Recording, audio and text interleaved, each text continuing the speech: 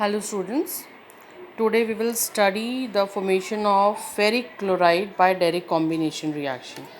See, we have studied that by Derrick combination reaction in which a metal it combines with a non-metal to form a salt. This we'll study in detail. Step 1 is there, an iron wire coil is placed in a combustion tube as shown in the figure. See, this is the figure in which this is the iron coil and this is a tube. This is a clamp in which this tube is holded. It is holded by the clamp, and this is a jar. It is a freezing mixture here outside this, and dry chlorine gas is put in from here. Means this dry chlorine it will react with this iron which is being heated. Okay, now see how this will take place. An iron wire coil is placed in the combustion tube as shown in the figure. Dry chlorine gas is passed through the combustion tube, expelling air from the apparatus. It will move from here, then it will come here, and from here uh, it will come out. Okay, it is expelling all the air if it is present in the apparatus. Now secondly, step 2, slow heating of the combustion tube. Here this combustion tube is heated. It results in the reaction between this dry chlorine and iron. This iron and dry chlorine, they will combine, they will react with each other. Heating is discontinued when iron turns red hot. When it will start turning red hot, then we'll remove the burner. Since the reaction is exothermic, reaction itself it is an exothermic reaction, so just initiation of the reaction is required. Later the heat is evolved itself for the further reaction to be occurred. Now step 3, volatile salt. FeCl3 is a volatile salt whose vapors condense in the receiver flask. Here the vapors of ferric chloride will be condensed, and freezing mixture is kept here so that the condensation process can take place easily. Deliquescent FeCl3 is highly deliquescent. FeCl3 it is highly deliquescent. Deliquescent substances are those which absorb moisture and change their state. So it is kept dry using a fused calcium chloride. That's why here fused calcium chloride is used. If any water vapor is present over here, it will absorb all the water vapor. Fused calcium chloride is a dehydrating agent, and it will absorb all the moisture which is present over here in the apparatus. So this is how by using iron and chlorine, a metal and a non-metal, we have obtained ferric chloride. Now next one we'll see the preparation of iron sulfate or zinc sulfate.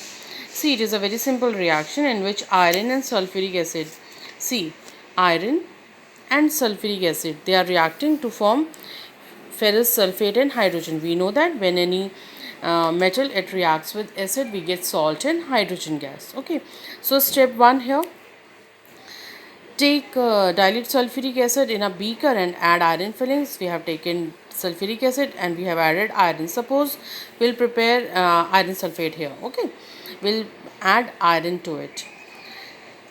Obviously, on adding iron, when we'll heat it slowly, we'll see a small effervescence or bubbles are seen inside the this container.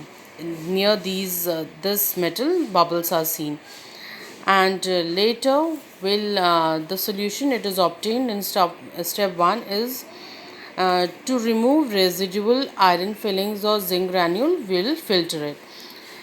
It means here we'll obtain the pure. If we have added Fe here, it means we'll obtain FeSO4, or if zinc was added here, then we'll obtain zinc sulfate. Now the next step is third step. Here we'll evaporate the filtrate. This filtrate is evaporated to the point of crystallization, and if it is FeSO4, then we'll obtain the crystals of ferrous sulfate heptahydrate, or if it is zinc sulfate, then we'll obtain zinc sulfate heptahydrate is obtained here. But the process of crystallization will not evaporate it to dryness. If we'll evaporate it to dryness, then this ferrous sulfate heptahydrate which is having green color, it will not remain green. It will not be obtained in the form of hydrated crystal, it will become anhydrous if we'll heat it to the dryness. So we'll heat it, we'll make a hot saturated solution of it, and later on we'll cool it slowly. Then we'll obtain the crystals of these substances.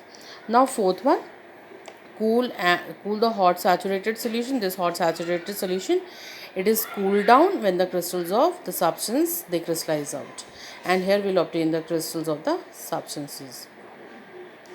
So next one, see, precipitation, salt prepared. Here we'll obtain lead chloride. Lead chloride is obtained by double decomposition reaction. See, double decomposition reaction, we know that either it is precipitation reaction or it is a neutralization reaction.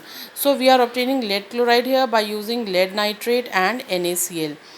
Lead aqueous solution of lead nitrate and NaCl, they are mixed together. We'll obtain NaNO3 and lead chloride. Lead chloride here obtained is, it is obtained in the form of insoluble salt or a precipitate. See how this reaction will take place.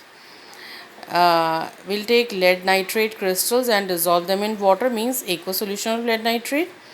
To it add aqueous solution of NaCl, and we'll add aqueous solution of these two substances. We'll mix the aqueous solution of these two salts together.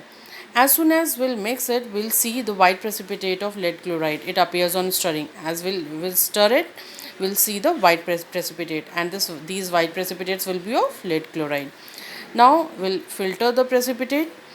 Here we'll obtain this NaNO3, and in the filter paper we'll get lead chloride. Now again we'll heat it. The precipitate formed is dissolved in a minimum amount of water. We'll dissolve this precipitate in water. Little water is added and then it is heated. Pure crystals of lead chloride separate on cooling. When it is cool, the crystals of lead chlorides, pure lead chloride crystals will be separated, and the crystals are filtered out carefully and dried. Upon drying, we'll see the needle shaped crystals of lead chloride. So this was about the preparation of three salts we have studied today. The first one was ferric chloride, the second one zinc sulfate or iron 2 sulfate. Iron 2 means ferrous sulfate, and the third one is lead 2 chloride. Lead is present here in +2 oxidation state. So this was about this, and next we'll study in next video. Thank you.